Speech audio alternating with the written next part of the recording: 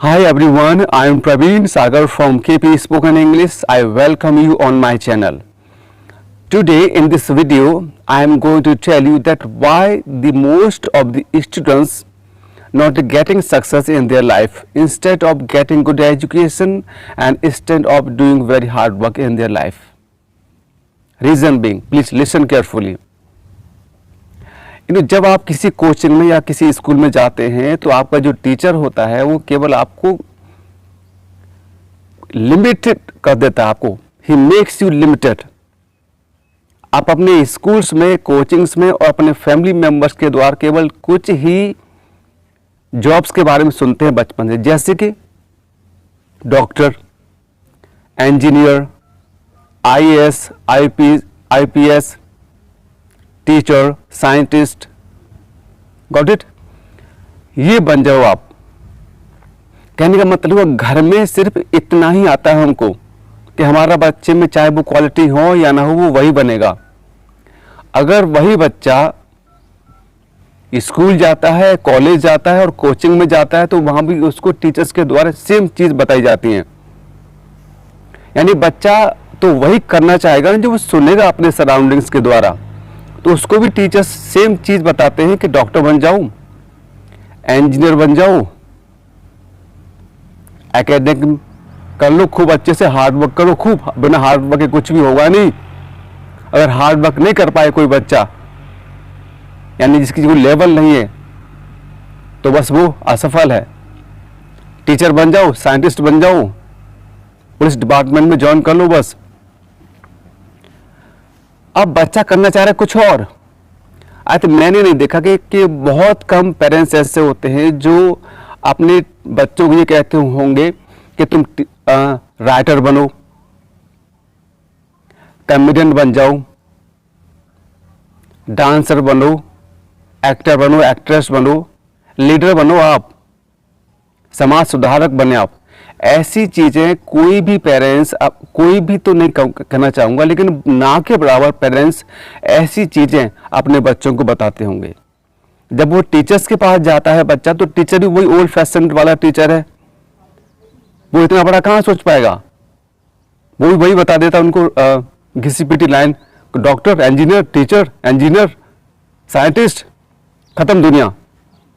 इसके अलावा उनको कुछ नजर ही नहीं आता। तो बच्चा नया सीखेगा कहां से? जब नया सुन नहीं रहा बच्चा, न तो वो स्कूल में सुन रहा है, न कॉलेज में सुन रहा है, न अपने घर से उसको नया सुनने को मिल रहा है, तो नया करेगा कहां से? एग्जाम्पल, सपोज करो अगर कोई बच्चा ये कहे अपने पेरेंट्स से जाकर कि मैं कॉमेडियन बनना चाहूंगा, तो पहले तो उसके पेरेंट्स ही उसको डीमोटिवेट कर देंगे कि पेरेंट्स कॉमेडियन ये कोई प्रोफेशनल है, हंसना हटाना, ये पागलों की पंक्ति करना। मैं आपको याद दिलाना चाहूंगा कि जॉनी लीवर कॉमेडियन ही है, वो सेलिब्रिटी कहलाता है। कपिल शर्मा कॉमेडियन ही है, जॉनी लीवर, समझ आप। और बहुत सारे राजपाल यादव, ये कॉमेडियन ही है, ये सेलिब्रिटी कहलाते हैं।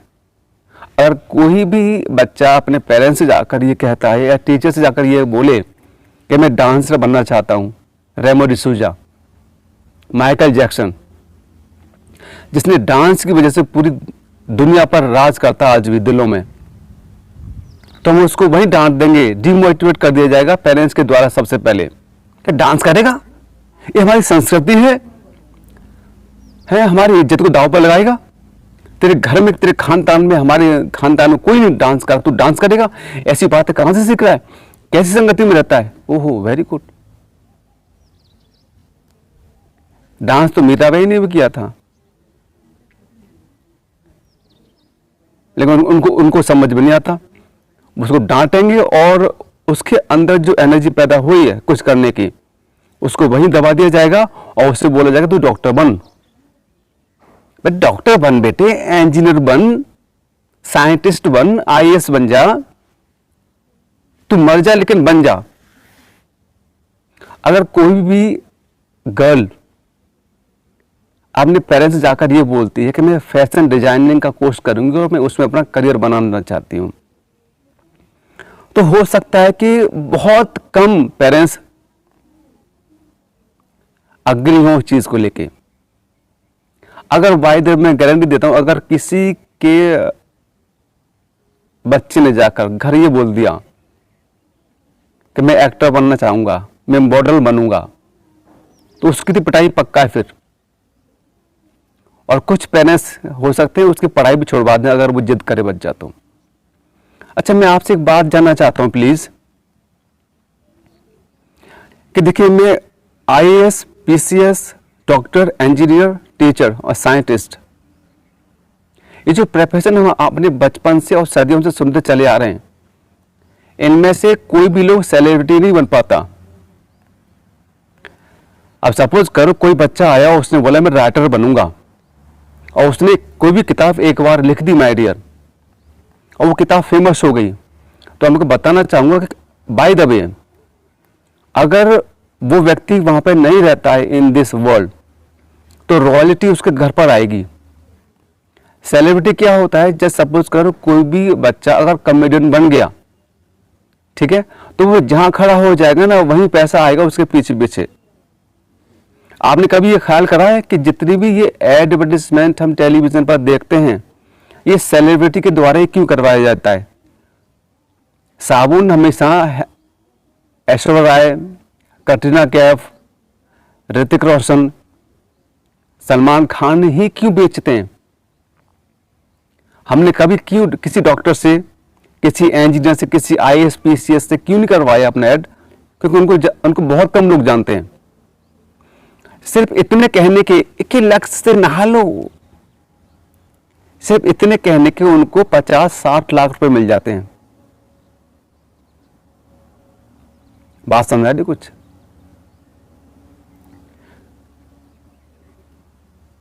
तो प्लीज बच्चे को आप, सबसे पहले में एक स्मार्ट पेरेंट्स का मतलब होता है कि अपने बच्चे को आप पहचानो प्लीज, कि वो उसमें क्वालिटी क्या है। बहुत सारे पेरेंट्स हमारे पास आते हैं, वो हमसे पूछते हैं मेरा बच्चा कैसा चल रहा पढ़ाई में। वो come on, this is your child, you don't know even that how your child is doing in his studies. It means that you are not giving any time to your child your home. इसका मतलब हुआ कि आप अपने बच्चे को बिल्कुल भी समय नहीं दे रहे। परवरिश का मतलब ये नहीं होता कि तो आपने अच्छे स्कूल में उसका एडमिशन करा दिया, अच्छे कपड़े दे रहे हैं, आप अच्छी फैसिलिटी प्रोवाइड कर रहे हैं। परवरिश का मतलब होता है कि आप अपने बच्चे को कितना ऑब्जर्व कर पा रहे हैं, आप कितना उस बच्चे के साथ रोजाना बैठते हैं, और कितना उसको समझ पा रहे हैं कि जो मैं इससे चाहता हूं वो क्वालिटी इस बच्चे में है या नहीं है। मैं कहानी के द्वारा आपको समझाना चाहूंगा, प्लीज समझिएगा आप। देखिए एक बार क्या हुआ, शेर जो होता है उसने सारे एनिमल्स को अनाउंस करा कि 1 महीने बाद कंपटीशन होगा, और कंपटीशन हुआ रेस का, कि यानी कि जो इस कंपटीशन को, यानी कि दौड़ वाले प्रतियोगिता को कोई जीतेगा वही इस जंगल का नया राजा कहलाएगा। और ऐसे हमारे देश में वैकेंसी निकलती है कि एक वैकेंसी निकलती है, ठीक, और पब्लिक हो जाती है पागल। तो इस कहानी के द्वारा, ये कहानी नहीं है माय डियर, ये कहानी हर हिंदुस्तानी की, और ये कहानी हर विद्यार्थी को रिलेट करती है, और हर टीचर को ये कहानी समझनी चाहिए, और पेरेंट्स को भी। तो शेर ने अनाउंस करा कि 1 महीने बाद रेस का कंपटीशन होगा, और जो उस रेस को जीतेगा वही इस जंगल का नया राजा कहलाएगा। तो यह सुनने के बाद सारे के सारे एनिमल पागल हो गए बस, कि अब बस तो अब तो दौड़ में जुट जाना है। तो गधा दौड़ में जुट गया, सुबह 4 बजे उठ रहा अपनी पत्नी गति के साथ, और दौड़ की प्रैक्टिस कर रहा है।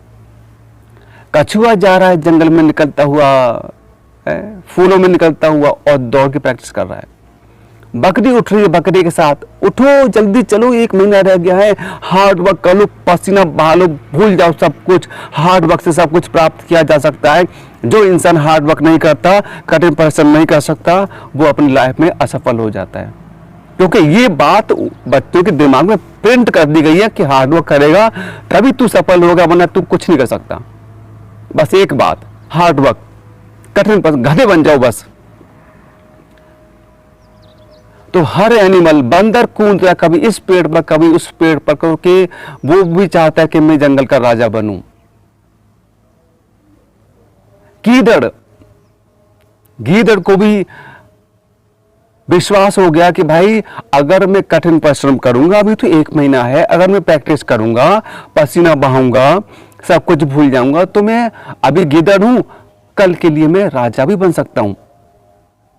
तो मेरा कहने का मतलब ये हुआ कि हर जानवर प्रैक्टिस करने पर लग गया, बिना अपनी क्वालिटी पहचाने जाने कि क्या मैं इस जो दौड़ का कंपटीशन जो हो रहा है, क्या इसके काबिल हूं मैं या नहीं हूं।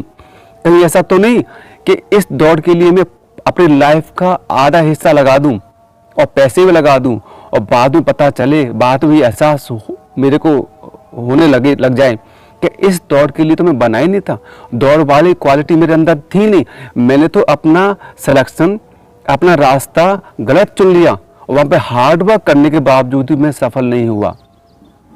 ठीक है ना। तो हर एनिमल ने हार्ड वर्क किया और वो दिन आया जिस दिन वो प्रतियोगिता होनी थी। तो उस जंगल में एक जानवर और था जिसका नाम था टाइगर। वो एक भी दिन प्रैक्टिस करने नहीं गया क्योंकि उसको मालूम था कि दौड़ूंगा तो जीतूंगा तो मैं ही। और जिस दिन दौड़ हुई तो चीता जीता, क्योंकि दौड़ जीतना तो वही था, क्योंकि एनिमल्स में सबसे तेज, सबसे रफ्तार जो तेज है वो है टाइगर की। तो वो बिना प्रैक्टिस के, बिना हार्ड वर्क के भी उस दौड़ को जीत सकता है।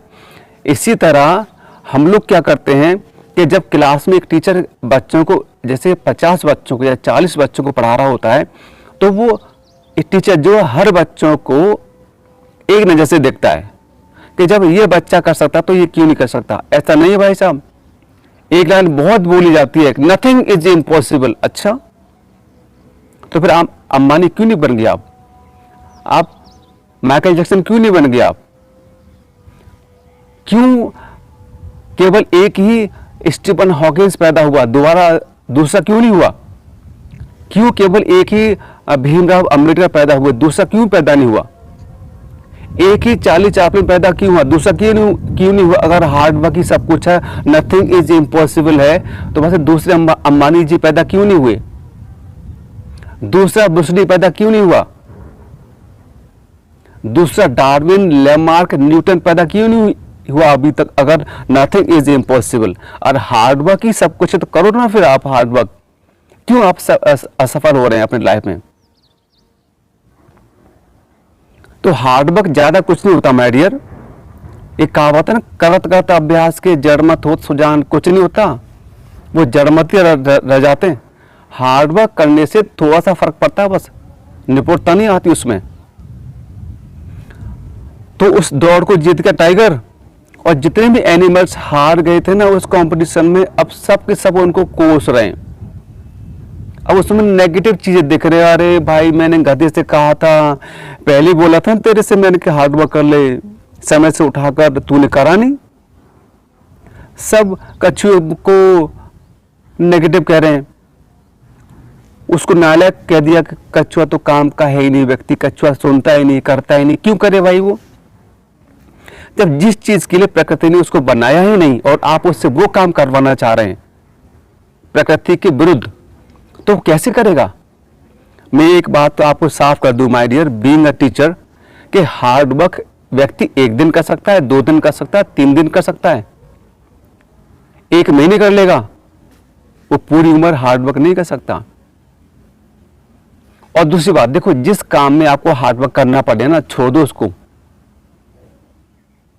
सचिन जब खेलता है ना माय डियर, तो कभी ये नहीं कहता कि मैंने हार्ड वर्क कर लिया, आज मैं थक गया। वो कहता है मैंने एंजॉय किया, आई प्लेड क्रिकेट।